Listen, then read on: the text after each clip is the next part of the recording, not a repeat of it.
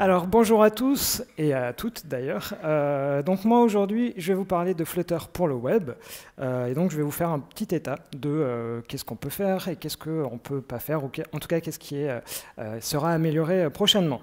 Donc juste pour info, je m'appelle Edouard Marquez et donc je suis freelance et je fais à la fois de l'Android et à la fois du Flutter. Donc vite fait, si toutefois vous ne savez pas ce que c'est que Flutter, c'est tout simplement un framework qui est développé par Google et qui permet de concevoir des applications qui sont multiplateformes et multi-supports.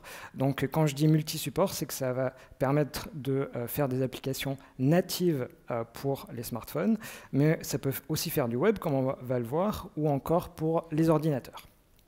Donc sachant que pour les smartphones, c'est en version stable, et pour le web, ce n'est que en bêta, mais on va voir qu'au final, c'est allé très très vite parce que pour Flutter pour le web, en fait, ils ont annoncé ça en décembre 2018. Et à l'époque, en fait, il n'y avait rien qui était disponible, rien du tout. Et en l'espace d'1 an, ce projet qui était une coquille vide est passé carrément à une version bêta. Et donc, l'idée de mon talk, c'est justement de vous dire qu'est-ce qu'on peut ou pas trop faire en Flutter pour le web. Et donc, pour commencer, ce que je vous propose, c'est tout simplement une petite démo. Le premier exemple que je vais vous donner, c'est, imaginons vous avez une grosse application, on va prendre genre Instagram. Donc, il y a une application Android qui existe, une application iOS. Et vous avez peut-être un site qui s'appelle instagram.com. Mais sur ce site, qu'est-ce que vous allez faire? Vous allez dire, allez voir sur le Google Play, allez voir sur l'App Store. Grâce à Flutter pour le web, on peut imaginer que notre utilisateur, on ne le redirige plus vers l'App Store ou vers le Google Play, mais qu'à la place, on lui permette de tester en direct notre application, parce qu'on a la possibilité, vu qu'on exécute notre application Flutter, c'est tout à fait possible. Donc là, je vous donne un exemple. Ici, j'ai donc un site web. Et ici, ce que vous voyez, c'est tout simplement mon application en Flutter sur lequel je peux m'amuser avec. Bon, c'est pas la démo la plus waouh, mais voilà, typiquement, on peut faire ce genre de choses, des nouveaux cas d'usage grâce à Flutter Web. Si vous voulez un deuxième exemple de quelque chose d'un peu plus concret de ce que ça peut donner, donc là, c'est par exemple un site qui fait de la compta. Je ne sais pas si c'est trop votre truc, moi pas trop, mais bon, en tout cas, il y a des chiffres de partout et des choses qui s'affichent à l'écran. Donc, a priori, en Flutter pour le web, ça marche, il y a des trucs un peu dans tous les sens et je suis bien dans mon navigateur. Bon, ça, c'était des démos vite fait pour vous dire, en gros, aujourd'hui, Flutter pour le web, ça fonctionne. En tout cas, il y a quelque chose qui s'affiche dans le navigateur. Donc, on va maintenant y aller un peu plus en détail parce que là, c'était quand même très sommaire. Donc aujourd'hui, qu'est-ce qui fonctionne en Flutter pour le web? Donc déjà, le développement d'une application, c'est exactement comme si vous développiez une application pour les téléphones. Il y a les mêmes outils qui sont disponibles, les mêmes IDE, tout est pareil. Vous voulez débugger, c'est aussi pareil. Vous mettez vos points d'arrêt, vous regardez les variables, etc., etc. Aucun problème non plus. Le petit truc, par contre, à savoir, c'est que quand vous allez développer, vous ne pourrez utiliser que Chrome. Ça fait partie des limitations qui sont là aujourd'hui. Par contre, quand vous allez déployer votre site, là, ça fonctionnera sur Safari, sur Firefox, mais vraiment, quand on est à l'étape du développement, c'est uniquement avec Chrome. Et aussi, quand vous allez déployer votre site, il n'y a aucune limitation. Ça peut se faire sur votre serveur, sur GitHub, sur Firebase, peu importe, ça fonctionnera.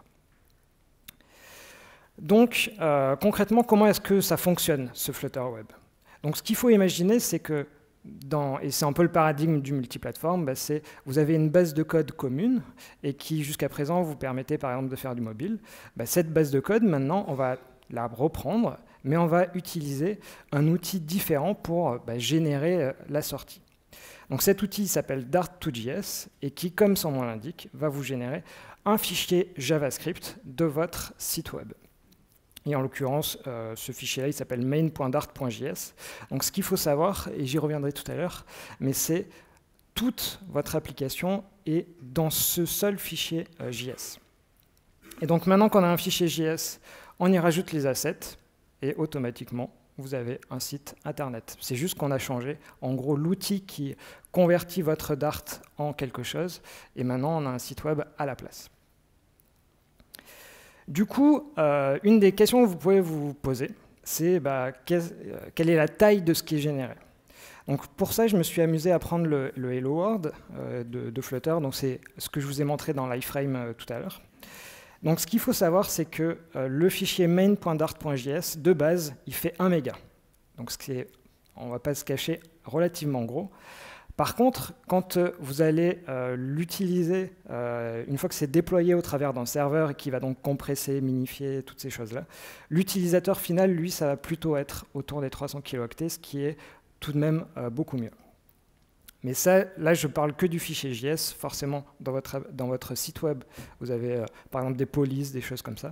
Donc dans le cas du Hello World, si vraiment on prend tout l'ensemble, l'utilisateur, ça lui représente à peu près 400 kilooctets. Une des questions que moi je me suis posée en voyant ça, c'est qu'est-ce que Google en pense alors Google en tant que moteur de recherche, pas Google en tant que Flutter. Et donc pour ça, j'ai passé ce Hello World au travers d'un outil qui s'appelle PageSpeed. Je pense que si vous faites du web, vous connaissez. Et grosso modo, sur un ordinateur, il dit « il n'y a pas de problème ». Par contre, il est un peu plus réservé sur la partie mobile.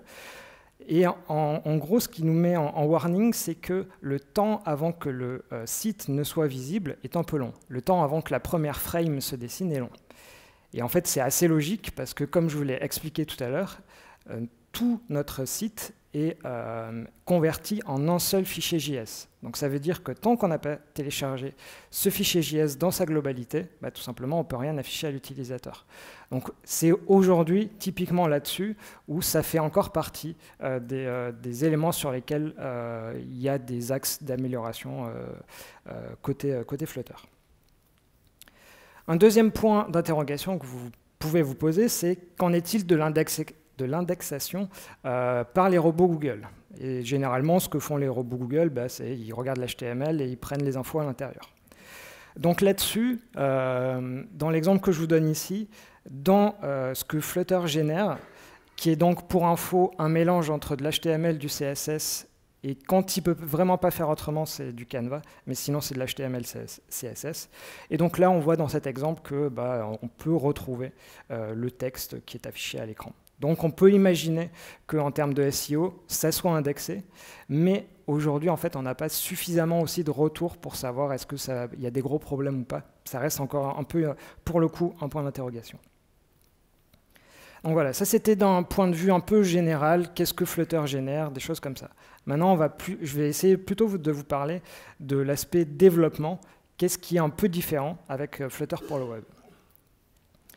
Donc déjà, une des premières choses, c'est qu'il va y avoir des API communes. Donc l'idée, vu que vous faites du multiplateforme, forcément vous allez mutualiser plein de choses. Donc pour faire simple, toute la partie UI, elle va être exactement la même.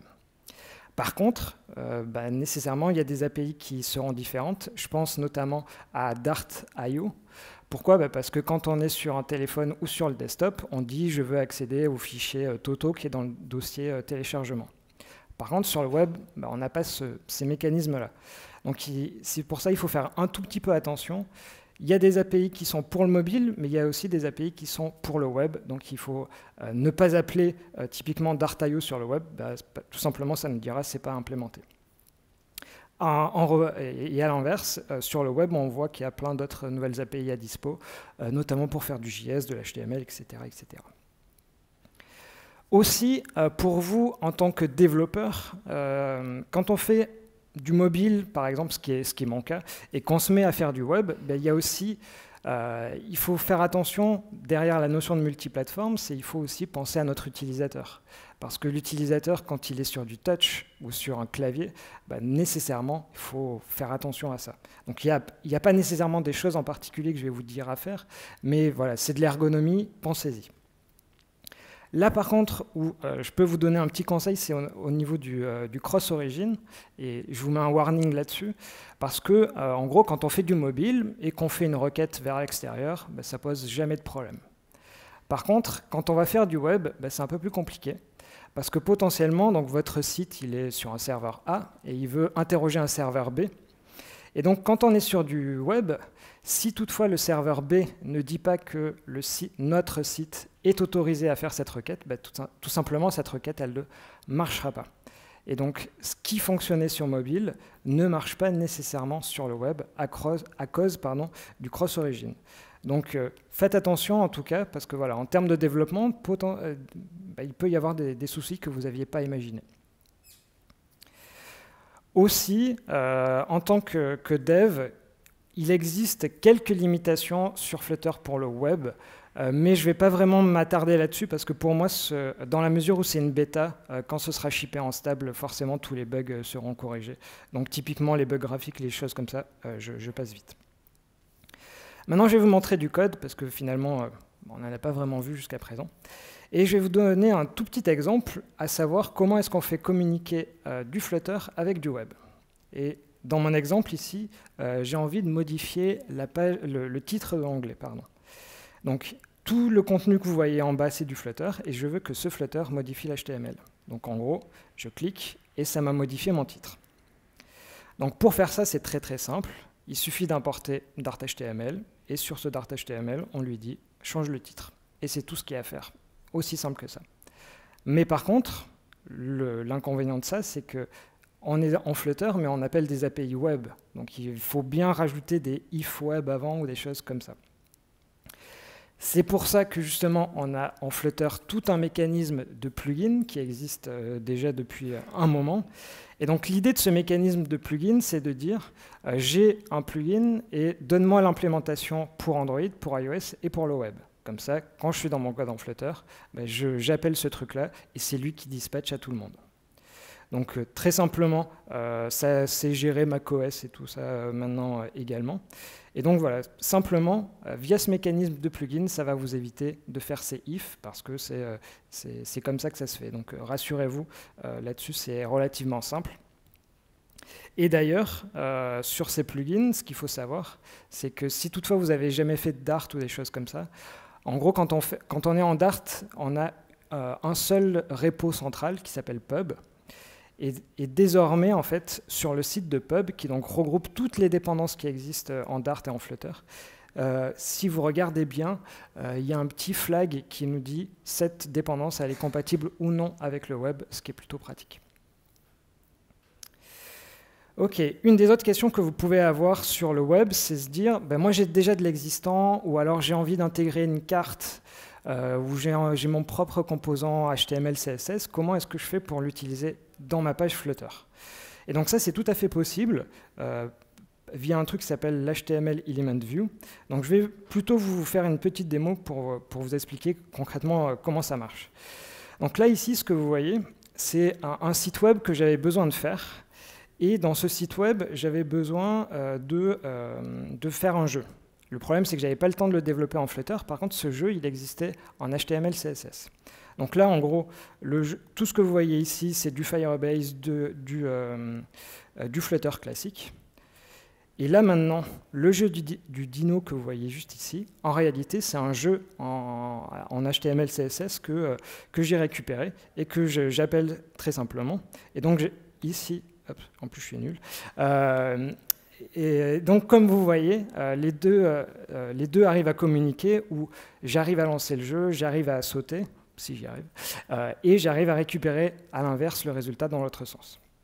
Donc voilà, c'était juste vous dire que si toutefois vous avez envie de récupérer des éléments existants en HTML, on peut tout à fait bien les intégrer côté Flutter.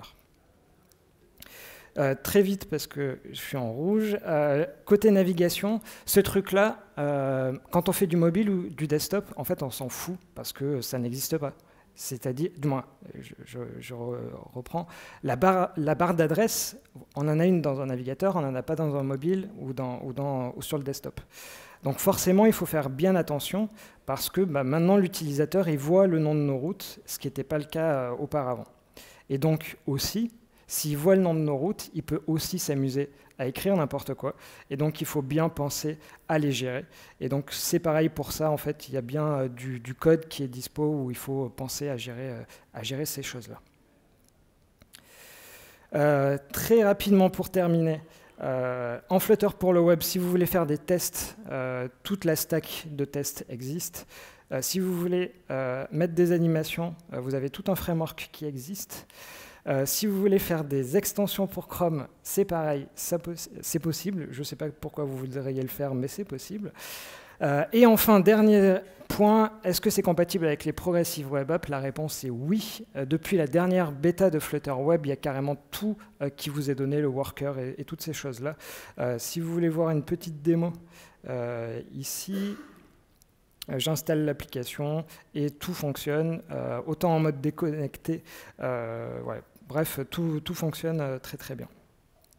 Et normalement, j'ai grugé mon temps. Juste, je termine. Faut-il passer à Flutter pour le web? Oui, si vous voulez vous amuser pour des projets perso. Non pour la prod, tout simplement parce que par rapport aux quelques limitations que je disais tout à l'heure, des glitches graphiques, des choses comme ça, mais qui seront corrigées dans la version stable. Voilà. Merci.